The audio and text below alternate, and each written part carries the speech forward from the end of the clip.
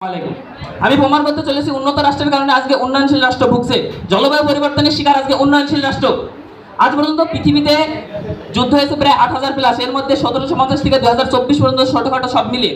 মার্কিন যুক্তরাষ্ট্র আমেরিকা আনুষ্ঠানিকভাবে ৫টি যুদ্ধ করেছে, তবে তারা ১৭৪টিরও বেশি সামরিক সংঘর্ষে যুক্ত ছিল।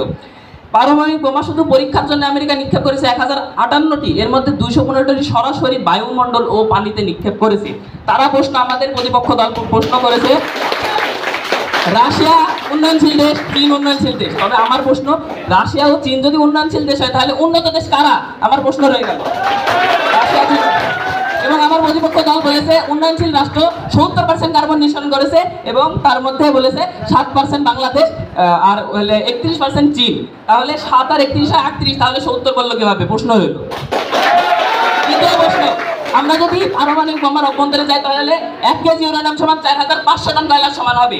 অতএব একটি সাধারণ পারমাণবিক বোমা ১৫ থেকে ২০ কেজি হয়ে থাকে এবং এই পরিমাণ ইউরেনিয়ামকে কয়লার সাথে তুলনা করলে হয় ৯০,০০০ টন কয়লা। এবং আমেরিকা আজ পর্যন্ত ৫০০ মেট্রিক টন CO2 নিঃসরণ করেছে, বা জিটি CO2 নিঃসরণ। তাহলে আমেরিকা যেই পরিমাণ CO2 নিঃসরণ করেছে তা দ্বারা বাংলাদেশ উন্নয়নশীল রাষ্ট্র, বিভিন্ন ভাটা, যানবাহন ইত্যাদি দ্বারা পূরণ করতে হলে ৩৬,৮৮৮ বছর লাগবে। Source global carbon project, our world bank, BPDB, United nation, Europe board, এই সমস্ত স্বীকৃতি বা 5টি প্রতিষ্ঠানের তথ্য থেকে নেওয়া। তারা যে বলছে, আমার প্রশ্ন রয়ে গেল, এখন পর্যন্ত যে সকল বিস্ফোরণ করেছে আমেরিকা ১ লাখ, তা কি বায়ুমণ্ডলের ক্ষতির জন্য যথেষ্ট নয়? এরপর আমরা পৃথিবীর মানচিত্রের দিকে তাকালে দেখা যায় তারাই বলেছে চীন কিন্তু চীন উন্নয়নশীল রাষ্ট্র নয়, চীন উন্নত রাষ্ট্র। চীনের জনসংখ্যা পৃথিবীর মোট জনসংখ্যার ১২% এবং কার্বন নিঃসরণ করে ৩১%। দয়া করে মাননীয় বিচারক মণ্ডলীরা, আপনারা যাচাই করে দেখুন চীন উন্নত কি উন্নয়নশীল। দ্বিতীয়, আমেরিকা জনসংখ্যা পৃথিবীর মোট জনসংখ্যা 4% এবং CO2 নিঃসরণ করে 15%, যা ৫ বিলিয়ন টন প্রতি বছর। এবং বাংলাদেশ প্রতি বছর CO2 নিঃসরণ, বাংলাদেশের জনসংখ্যা পৃথিবীর মোট জনসংখ্যা 2% এবং CO2 নিঃসরণ করে 0.3%। দয়া করে বিষয়টি নোট করুন মাননীয় বিচারক মণ্ডলী।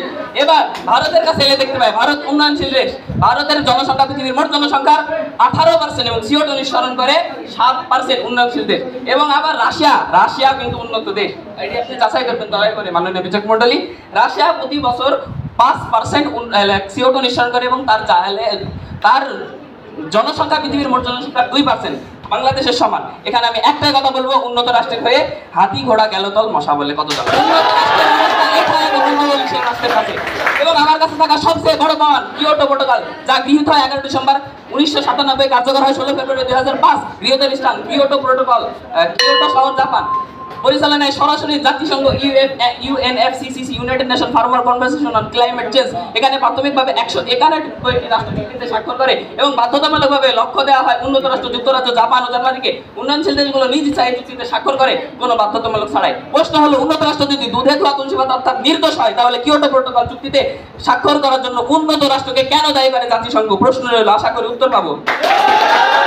এবং আমার কাছে থাকা দ্বিতীয় প্রমাণ, যেটি COP21 2020 প্যারিস চুক্তি, এটা 2020 সালের মধ্যে জলবায়ু অর্থায়নে প্রতি বছর $100 বিলিয়ন সংগ্রহ করার প্রতিশ্রুতি পূর্ণ ব্যক্ত করেছে। 2025 সাল পর্যন্ত একই মাত্রায় অর্থায়ন সম্মত এখন পর্যন্ত রয়েছে, কিন্তু উন্নয়নশীল রাষ্ট্র এখন পর্যন্ত 1টি টাকাও সেই ফান্ডে জমা করেনি। এটাই কি তাদের ভুল নয়? এটাই কি তাদের দোষ?